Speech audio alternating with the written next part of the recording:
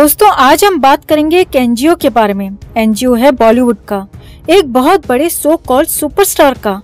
इस एनजीओ के बारे में बहुत कुछ कहा जाता है कि इसमें ये होता है, इसमें वो होता है। आज उसी पर बात करेंगे कि इस एनजीओ को क्यों बनाया गया और आज के समय में उसमें क्या क्या हो रहा है। यह जो एनजीओ है इसका मालिक इंडस्ट्री का बहुत बड़ा सुपरस्टार माना जाता है।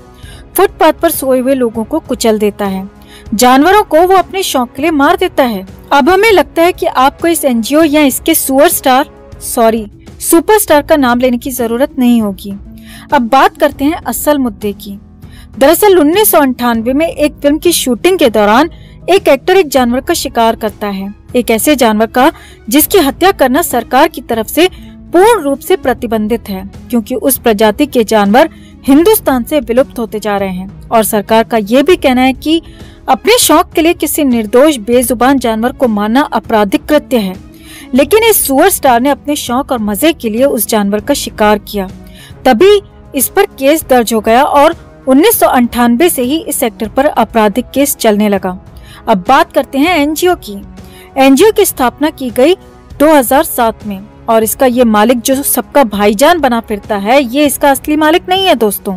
इस एनजीओ को बनाया था इसके बाप ने, इसकी बिगड़ती हुई इमेज को सुधारने के लिए, क्योंकि जानवर शिकार मामले में तो इसकी इज्जत की फजीयत इतनी ज्यादा हुई थी कि कैसे अपने शौक के लिए बेजुबान जानवर को मारता है ये और अपने आप को बड़ा स्टार कहलवाता है। आपको बता दें कि 2008-9 से पहले कोई भी इसको सुपरस्टार जैसे नामों से नहीं पुकारता था। 2008-9 से पहले ये सिर्फ एक गुस्सैल, बदतमीज, सिरफिरा, नशेड़ी और रईस बाप की बिगड़ी हुई औलाद कहलाता था। रही बात इसकी फिल्मों की, तो 2008 से पहले का इसका रिकॉर्ड देख लीजिए। 2-4 साल में इसकी इक्का दुक्का फिल्म हिट हो जाती थी, लेकिन 2008-9 के बाद इसका नसीब बदला और लगातार फिल्में इसको इस तरह दे दी गयी जो सुपर हिट होती रहीं। और वो इतनी सारी फिल्में सुपर हिट इसीलिए हुई क्योंकि वो सारी की सारी जो फिल्में थी वो साउथ की रीमेक थी। लेकिन इतनी हिट फिल्में देने के बावजूद भी एक्टिंग और इम्प्रेशन के नाम पर आज भी ये गोबर का गोबर है। खैर 2007 में इसके बाप ने इसकी इमेज सुधारने को एक एनजीओ एस्टेब्लिश किया और सिर्फ जानवर वाला केस नहीं था दोस्तों। 2002 में फुटपाथ पर सोए हुए लोगों पर गाड़ी चलाने वाला जो केस था, वो भी आप सबको पता है कि कैसे उस केस में भी इसकी किरकिरी हुई थी।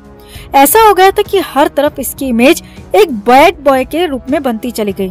दूसरी तरफ एक बाहर से आया हुआ दूसरा हकला खान, वो इंडस्ट्री में लगातार सफलता की सीढ़ियां चढ़ रहा था, लगातार हिट पर हिट दे रहा था। तो हकला खान और ये सुअर खान स्टार्टिंग से ही आप सबको पता है कि अपने करियर में राइवल रहे हैं, कंपटीशन रहा है इन दोनों का शुरू से ही।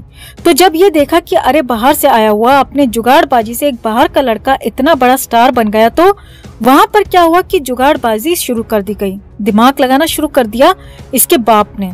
और इसकी इमेज सुधारने के लिए इसने 2 काम किए। पहला काम था एनजीओ को एस्टेब्लिश करना, दूसरा काम था स्ट्रॉन्ग पीआर बनाना, जिसने 2007 के बाद कभी भी खराब बातें इसके बारे में, इस सो कॉल्ड सुपरस्टार के बारे में खराब बातें मीडिया में आने ही नहीं दी।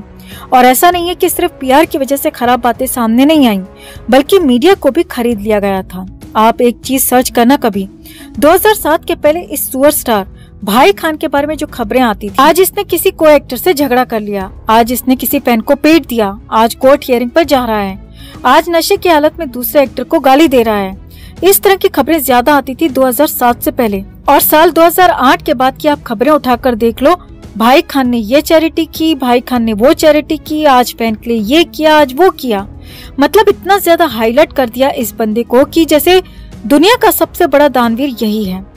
पूरे प्लान के साथ इसकी इमेज को सुधारा गया, जो कि आपको पता ही है कि आज इसका लेवल कितना ऊंचा पहुंच गया है। खैर जब इस एनजीओ को शुरू किया गया था तो हमने आपको बताया कि इसको किस तरह से शुरू किया, उसके पीछे का मकसद क्या था। लेकिन जब ये एनजीओ अच्छे से एस्टेब्लिश हो गया तो इसमें कुछ अलग ही लेवल के काम किए जाने लगे। जब इसे शुरू किया गया था तो इसमें गरीब बच्चों की पढ़ाई, उनका इलाज मुख्य काम थे। लेकिन इंसान सीधा हो तो दिमाग भी सीधा चले। शैतानी दिमाग था तो कुछ न कुछ खुराफात उसमें करनी ही थी। इसने क्या किया कि अपनी खुद की फिल्मों की जितनी कमाई होती थी वो सारी की सारी चैरिटी में दान कर दिया करता। चैरिटी का मतलब है कि इस एनजीओ में दान कर देता और उसका कुछ ही हिस्सा अपने पास रखता। उसका एक फायदा होता था कि इसको टैक्स कम पे करना पड़ता था। धीरे धीरे ये अपने साथी कलाकारों की, नेताओं की, दाऊद की ब्लैक मनी भी व्हाइट में कन्वर्ट करने लगा। आपने एक नाम सुना होगा, सजदे सजदे करके। पूरा नाम नहीं ले रहे हैं हम, आप जानते हैं सजदे सजदे कौन, और एक है खत्री। ये ऐसे गुर्गे थे किसी समय पर जो इस एनजीओ में ब्लैक मनी को व्हाइट मनी में कन्वर्ट करने का काम करते थे का मतलब ये नहीं है कि अब ये काम नहीं करते, अभी भी करते हैं, लेकिन अब ये पूरी तरह से अंडरग्राउंड होके काम करते हैं। खत्री तो पूरी तरह से अंडरग्राउंड है, जब से सुशांत के साथ उसकी एक वीडियो वायरल हुई थी। हाँ, सजदे का जो रोल था उस एनजीओ में वो अब बढ़ गया है, यानी उसको बढ़ा हुआ कह सकते हैं, या उसको कह सकते हैं कन्वर्टेड हो गया है, क्योंकि सजदे ही वो बंदा है जो इस एनजीओ के थ्रू सट्टेबाजी कराता है। सबसे पहले सजदे ने सट्टेबाजी इस एनजीओ में एंटर कराई, क्योंकि सजदे भारतीय क्रिकेट टीम के साथ कई बड़े बड़े क्रिकेटर्स को मैनेज करता है उसकी कंपनी के थ्रू। पूरी तरह से उसकी कंपनी सट्टेबाजी में इन्वॉल्व है। इसके अलावा इस सुपर स्टार के जो दोनों छोटे भाई हैं वो भी सट्टेबाजी में पहले से ही इन्वॉल्व हैं, तो उन्हें पता है कि इस काम में कितना मोटा पैसा मिलता है। आज हालात ये हैं कि जहां हर छोटी बड़ी नेशनल इंटरनेशनल मैचेस के लिए न सिर्फ सट्टा लगवाया जाता है इस एनजीओ में, बल्कि आईपीएल जैसे जितनी लीग हैं वर्ल्ड में, उन सभी में इस एनजीओ के थ्रू सट्टा लगता है। जिस राज्य में ये एनजीओ है, सिर्फ वहां के नहीं, देश के हर एक बड़े नेता का काला धन इसमें सफेद किया जाता है। अंडरवर्ल्ड और सट्टेबाजी का जो काला धन है वो इसी एनजीओ के थ्रू व्हाइट किया जाता है। इसके अलावा ये एनजीओ बच्चों की बीमारी का मुफ्त इलाज कराने का दावा करता है। बीमारी कोई भी हो, ये उनका मुफ्त इलाज कराएंगे, ऐसा इनका कहना है। दरअसल ये एक छलावा है दोस्तों। कहते हैं ना, हाथी के दांत दिखाने के और खाने के और। यही हाल इस एनजीओ का है। कहने को ये मुफ्त इलाज कराते हैं, गरीब बच्चों का मुफ्त इलाज कराते हैं, लेकिन असल में मुफ्त इलाज के बहाने ये ह्यूमन ऑर्गन्स की तस्करी करते हैं।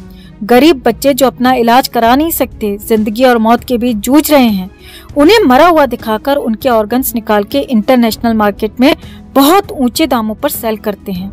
ये ह्यूमन ऑर्गन्स की तस्करी करने वालों का बहुत पुराना बिजनेस है कि गरीब बच्चों से उन ऑर्गन्स को निकाला जाता है और इंटरनेशनल मार्केट में उनको सेल किया जाता है।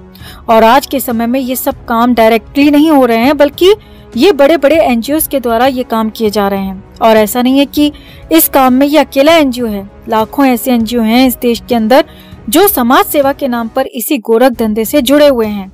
जितने भी सेलिब्रिटीज हैं वो थोड़ा सा फेमस होते ही क्या करते हैं कि एकदम से अपना कोई एनजीओ खोल देते हैं। कभी सोचा है आपने, ज्यादातर बड़े स्टार्स का अपना एनजीओ है, अपना फाउंडेशन है, अपनी संस्था है, इसीलिए कि किसी और का ना सही अपना खुद का पैसा तो वो ब्लैक से व्हाइट करेंगे ही, और जो अपना ब्लैक मनी को व्हाइट कर रहा है वो दूसरे के पैसे को भी व्हाइट करेगा ही। सीधी सी बात है।